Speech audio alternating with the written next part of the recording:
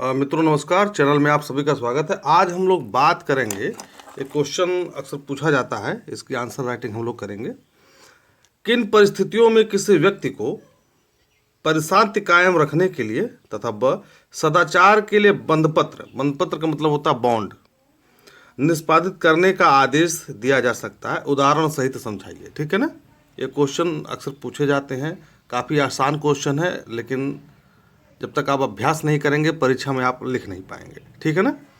आइए आज हम लोग जानते हैं सीआरपीसी की धारा 106 और 107 के अधीन परिशांति कायम रखने के लिए प्रतिभूति का उपबंध है।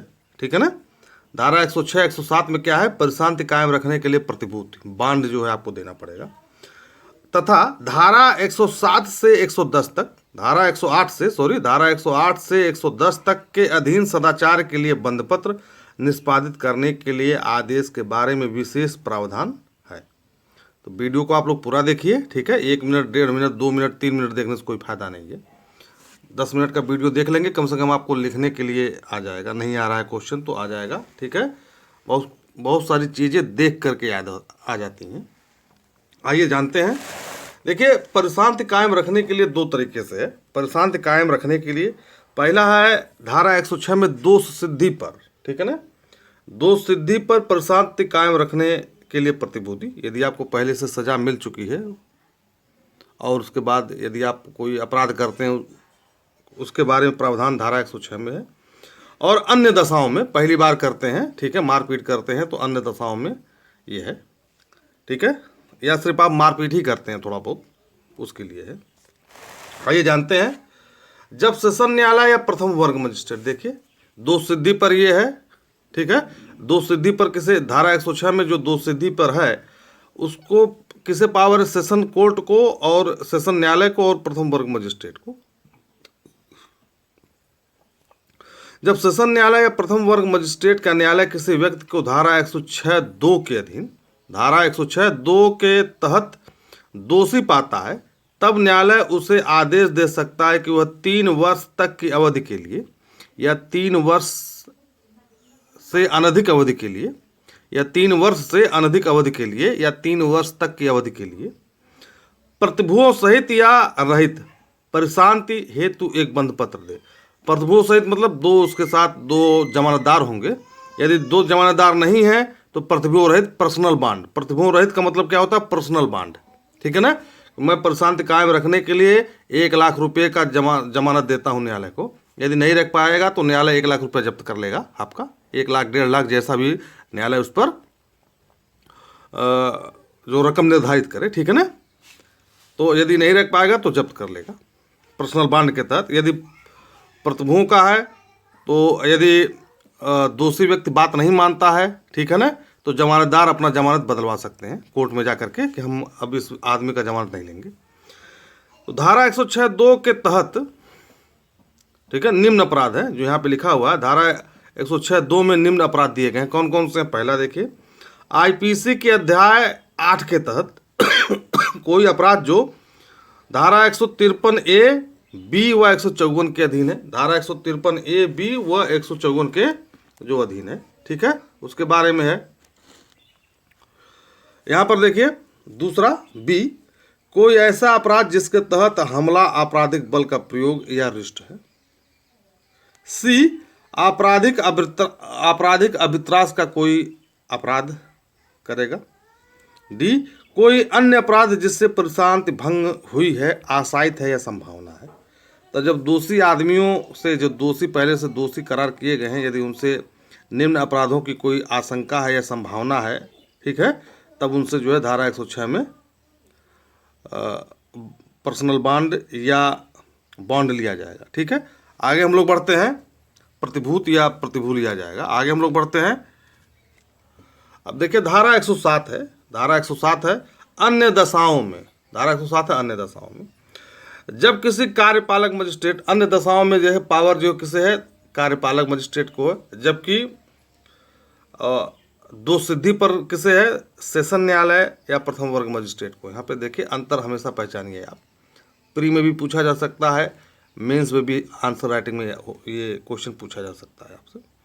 तो जब किसी कार्यपालक मजिस्ट्रेट के स्थानीय अधिकारिता के अंदर इत्तला सूचना मिलती है कि कोई व्यक्ति परिशांति भंग करेगा या लोक शांति भंग करेगा या कोई ऐसा कार्य करेगा कि उससे शांति भंग होगी, तो मजिस्ट्रेट ऐसे व्यक्ति या व्यक्तियों से 1 वर्ष से अनधिक अवधि के लिए, अमूमन इसमें 6 महीना ही होता है लेकिन मैक्सिमम है 1 वर्ष से अनधिक अवधि के लिए, जैसा वह उचित समझे, परिशांति कायम करने के लिए प्रतिभुओं सहित या रहित बंधपत्र लेने का आदेश दे सकेगा। तो कार्यपालक मजिस्ट्रेट कौन? यहाँ पे मान के चलिए एसडीएम, अक्सर एसडीएम ही कार्यपालक मजिस्ट्रेट इस संदर्भ में माना जाता है, ठीक है, प्रैक्टिकली व्यवहारिक रूप में। आगे हम लोग बढ़ते, देखिए अब उदाहरण देते हैं। जैसे यहाँ पे क्वेश्चन में लिखा हुआ था, उदाहरण सहित आप लोग बताइए। यहाँ पे देखिए क्वेश्चन में लिखा हुआ था कि उदाहरण सहित समझाइए। थोड़ा सा मैं आपको उदाहरण दे दूं, जो लोग नए हैं वो समझ जाएंगे, ठीक है। देखिए उदाहरण क्या है, देखिए जैसे एक खेत है, ठीक है, खेत देख रहे हैं ना, एक खेत है और ये खेत जो है 4 लोगों के नाम है, ABCD, ठीक है ना, 4 लोगों के नाम यह खेत है, यानी कि इस खेत में 4 लोग हिस्सेदार हैं। और ये लोग जो है ABCD किसी दूर गांव में रहते हैं, ठीक है ना, जहाँ पे ये खेत है वहाँ पे नहीं, वहाँ यहाँ से 10 किलोमीटर दूर रहते हैं ABCD। इस अवसर का लाभ उठा करके बी ने उस पर कब्जा कर रखे, अपना झोपड़ी बना लिया, वहाँ पर रहने लगे बाल बच्चों के साथ। इस भाई ये जो ABCD जो है, जहाँ पे खेत है, मान के चलिए यह कोई खेत है वो किसी गांव में है, लेकिन ABCD जो है किसी बहुत दूर 10 किलोमीटर दूर रहते हैं, ठीक है, इस खेत से। और ये जो बी है इसी गांव में रहते हैं जहाँ पर यह खेत है। बी ने इस अवसर का लाभ उठा करके इनके खेत में जो है झोपड़ी डाल लिया, वहाँ पे बाल बच्चे के साथ रहने लगी। ए ने ABCD ने बहुत बार कहा कि हमारे नाम की रजिस्ट्री है, अपना जो है ये सब हटा लो, कब्जा जो है, लेकिन बी जो है मानी नहीं। ABCD ने क्या किया, 4 लोग एक दिन आए, इसका झोपड़ी हटा दिया, ठीक है ना, तोड़ फोड़ दिया, सब कुछ हटा दिया। तो इनके ऊपर धारा 107, 116 और 151 CRPC, धारा 107, 116 और 151 CRPC में जो है चालान हो गया, ठीक है ना। और यदि हो गया नहीं तो इनके साथ जो है धारा 149, 452 आदि में जो है केस दर्ज होगा। तो आप ये समझ रहे हैं ना। अब अगर ये लोग पहले से अपराधी होते, पहले से किसी मामले में अपराधी होते, तो इनके ऊपर जो धारा 106 भी लगता, CRPC की धारा 106 लगता, ठीक है ना। अब आके देखते हैं, यहाँ पे दूसरा उदाहरण देखते हैं। ये जो है अक्सर शराब पीने का आदती है, शराब पी के आता है, और एक दिन वो शराब पीकर अपने घर आया, अपने बगल में जो उसके पास में बैठे हुए उसके जो रिश्तेदार थे, जिसे पट्टीदार कहते हैं या भाई कहते हैं, भाई के घर पे उसने मारपीट किया, BC को लाठी से मार के उसका सर फोड़ दिया।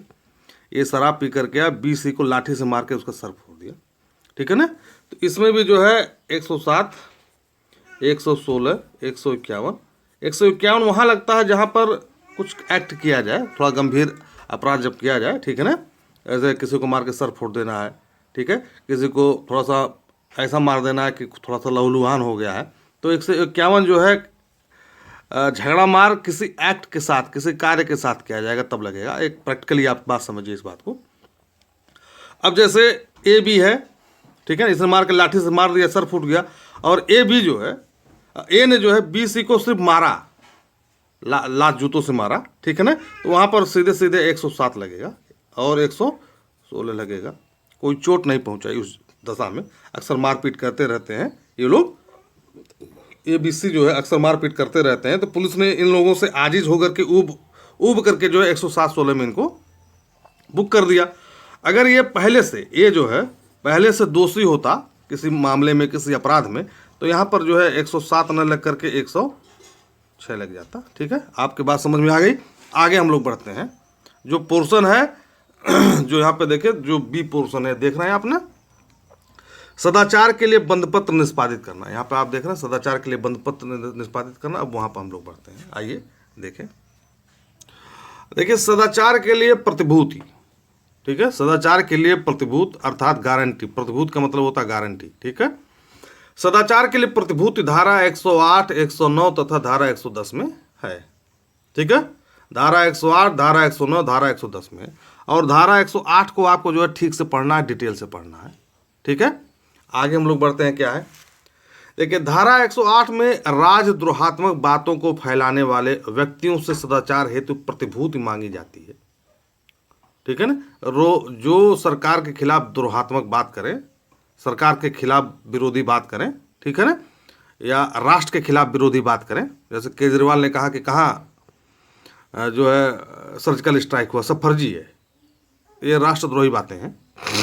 ठीक है ना, जब कार्यपालक मजिस्ट्रेट को यह सूचना मिलती है कि उसकी स्थानीय अधिकारिता के अंदर, सबसे महत्वपूर्ण बात क्या है, स्थानीय अधिकारिता, हर एसडीएम का एक तहसील होता है, उस तहसील के अंदर। ठीक है ना, कार्यपालक मजिस्ट्रेट कौन, मान के चलिए एसडीएम।